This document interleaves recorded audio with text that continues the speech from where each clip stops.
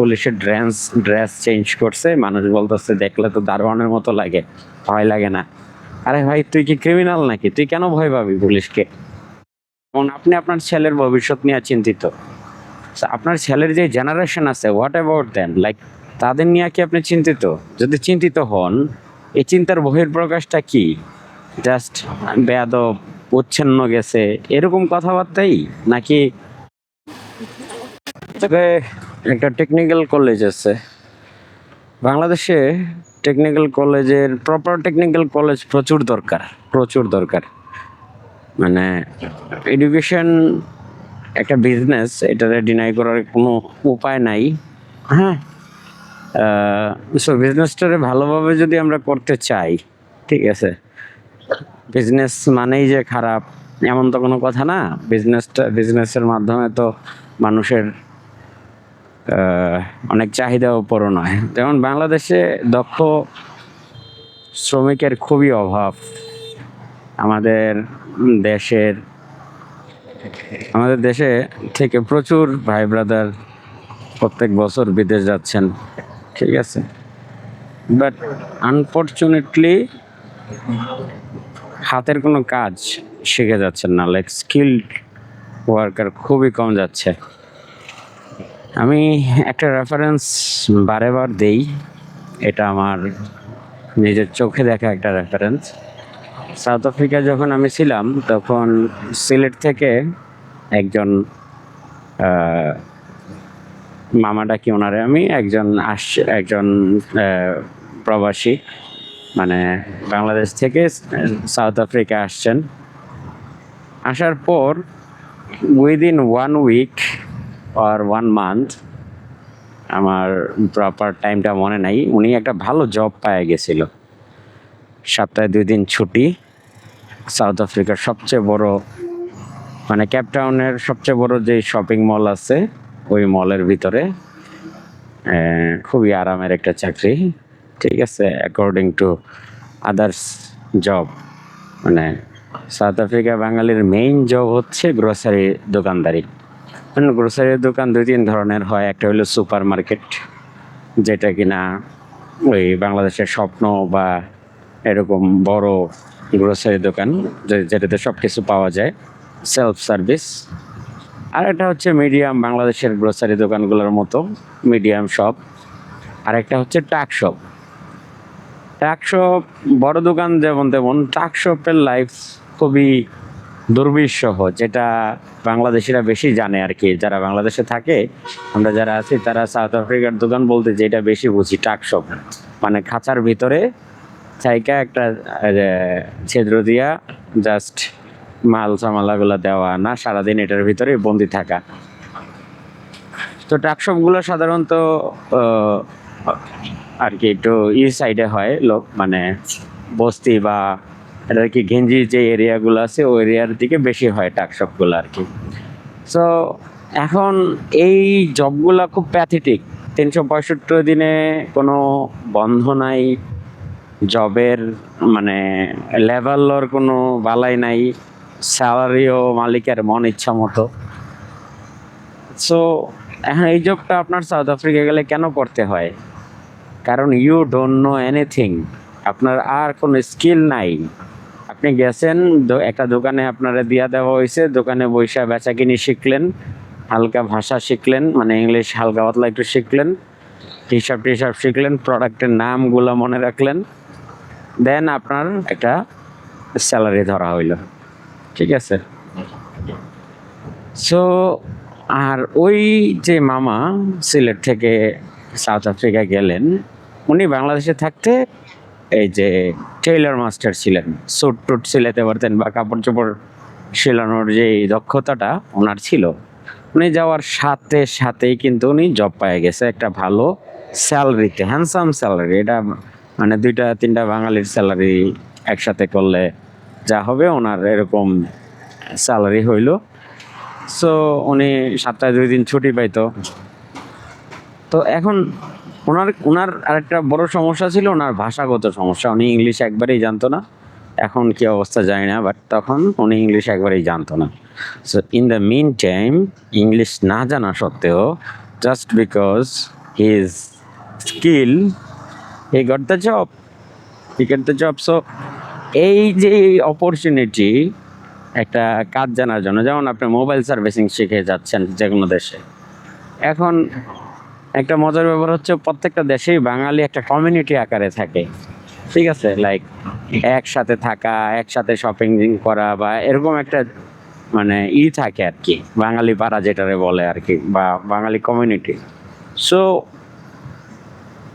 সেক্ষেত্রে আপনি যদি একটা বাঙালি কমিউনিটিতেও বাংলা ভাষাভাষীদের মোবাইল ফোনগুলো ঠিক করেন, মোবাইল ফোন ঠিক করতে যে আপনি সেকেন্ড হ্যান্ড ফোন কেনা বেচার ব্যবসাটাও শুরু করতে পারেন। মোবাইলের যে পার্টস পাতি আছে, যে কাভার, স্ক্রিন প্রোটেক্টর, হ্যাঁ, এইসব জিনিসগুলোর দিকেও খেয়াল দিতে পারেন, মানে বিজনেস করতে পারেন। সো অপরচুনিটি অনেকগুলো আনলক হয়েছে, জাস্ট আপনি যদি একটু ভালো মোবাইল সার্ভিসিং শিখে যান। হ্যাঁ, সো এখন আপনি মনে করতেছেন যে আপনি স্টুডেন্ট ভিসায় চলে যাবেন, আপনি বাইরে যায় খুব ভালো ইনকাম করে ফেলবেন। ইটস নট দ্যাট ইজি, ঠিক আছে। আর আমি অর্জব বলতে আসলে আমার ভালো লাগে না, কারণ জব তো জবই আসলে, অর্জব আর এই জব কি। বাট যেসব জব রিচ, যেমন টাকশপের জবগুলা, ওগুলা মানে হিউমিলেশন আর কি, মানে যে জায়গায় হিউম্যান তার রাইটস পাইতেছে না, হ্যাঁ, লেবার তার রাইটস পাইতেছে না, ওইটা আসলে জব ধরা যায় না আসলে, আনফর্চুনেটলি। সো যাই হোক, তো সেই জায়গায় আপনি একটা হাতের আমি সাউথ আফ্রিকায় যাওয়ার পর আমি টেবল স্কোয়ার নামে একটা বড় টাওয়ার আছে, ওই জায়গায় একটা অ্যাপ ডেভেলপমেন্ট প্রজেক্ট ম্যানেজার হিসেবে ছিলাম। হ্যাঁ, সো এটা এখন আমি দেশে আমার কম্পিউটারের ব্যাকগ্রাউন্ড, কম্পিউটারের কাজ কাম থাকার সত্ত্বে আমি মানে ওই জায়গায় যায় আমার ব্যাপারটা ইজি হয়েছে, আর নয়তো কীভাবে কি। সো যেই কথা থেকে এই জায়গায় আসলাম, যে টেকনিক্যাল স্কুল অ্যান্ড কলেজ যেটা বাংলাদেশে সরকারি ছাড়াও প্রচুর প্রাইভেট ইনস্টিটিউট দরকার। আর প্রাইভেট ইনস্টিটিউটের থেকে বেশি মানে দরকার তো সাথে সাথে হচ্ছে যে সরকারি যে ইনস্টিটিউটগুলো আছে ওগুলাতে সরাসরি অভিযান চালানো দরকার, যে লাইক যারা আছেন টিচার্স বা এমপ্লয়িজ যারা আছেন, তারা কি আসলেই টেকনিক্যাল কলেজের অ্যাপ্রোপ্রিয়েট কিনা, অ্যাপ্রোপ্রিয়েট না হলে আরও অন্যান্য জেনারেল কলেজ স্কুল আছে, ওগুলোতে ওনাদের ট্রান্সফার করা হোক। যারা যেমন আমার মনে আছে আমাদের টেকনিক্যালে তো সাবজেক্ট দুইটা থাকে, একটা হলো টেক সাবজেক্ট আর একটা হলো নন টেক সাবজেক্ট। সো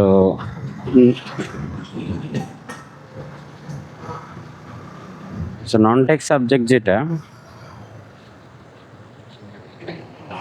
সেটা হচ্ছে ওই যে ফিজিক্স, কেমিস্ট্রি, ম্যাথ, ওগুলা হচ্ছে, বা ইংলিশ, বাংলা, যে সাবজেক্টগুলো জেনারেল সাবজেক্টগুলা, ওগুলোর জন্য যে টিচার বেজ আছে ওনারা হচ্ছে নন টেক টিচার।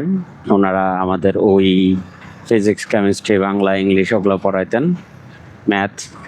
আর টেক যেই টিচার্স বা ইনস্ট্রাক্টররা ছিলেন, তারা আমাদের ওই যে কম্পিউটার ডিপার্টমেন্টে হলে কম্পিউটার ডিপার্টমেন্টের স্টুডেন্টদের কম্পিউটার সাবজেক্টটা পড়াতেন, বা অন্যান্য যে ডিপার্টমেন্টগুলো ছিল তাদের জন্য টেক টিচারও ছিল। এখন নন টেক টিচার যেমন তেমন, টেক টিচারগুলা যে প্রত্যেকটা ট্রেডের, প্রত্যেকটা ডিপার্টমেন্টের যে টিচারগুলা, তারা কি আসলেই যুগোপযোগী টেকনিক্যাল শিক্ষাটা দিতে পারছে কিনা, এইটা ভেরিফাই করা অনেক জরুরি, অনেক জরুরি। সো এটা নিয়ে আমি আলাদা একটা ভিডিও বানাবো আশা করতেছি।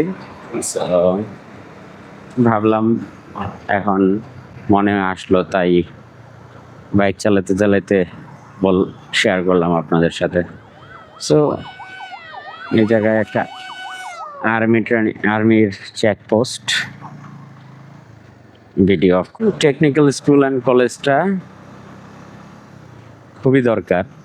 টেকনিক্যাল স্কুল অ্যান্ড কলেজ, যেমন যেই সরকারি টেকনিক্যাল স্কুল অ্যান্ড কলেজগুলো আছে বা ডিপ্লোমা ইনস্টিটিউটগুলো আছে, আপনি পদ্মা সেতু বানাচ্ছেন, আপনি রাস্তাঘাট নিয়ে, আপনি দেশের অর্থনীতি নিয়ে, মানে সব কিছু নিয়ে, রাজনীতি নিয়ে আপনি খুব সচেতন। বাট যেইটা নিয়ে আপনার সচেতন হওয়া সবার আগে উচিত যে আপনার নেক্সট জেনারেশন কতটুকু ক্যাপাবল হচ্ছে। আপনি কিন্তু ইন্ডিভিজুয়াল, আমরা আমরা আসলে জাতিগতভাবে একটা দেশ হিসাবে চিন্তা করার মতো ব্রড মাইন্ডেড পিপল আমাদের দেশে খুব লিমিটেড। লাইক আপনি যদি মাইক্রো থিঙ্কিং করেন, যেমন আপনি আপনার ছেলের ভবিষ্যৎ নিয়ে চিন্তিত, So, আপনার ছেলের যে জেনারেশন আছে, হোয়াট অ্যাবাউট দেন, লাইক তাদের নিয়ে কি আপনি চিন্তিত?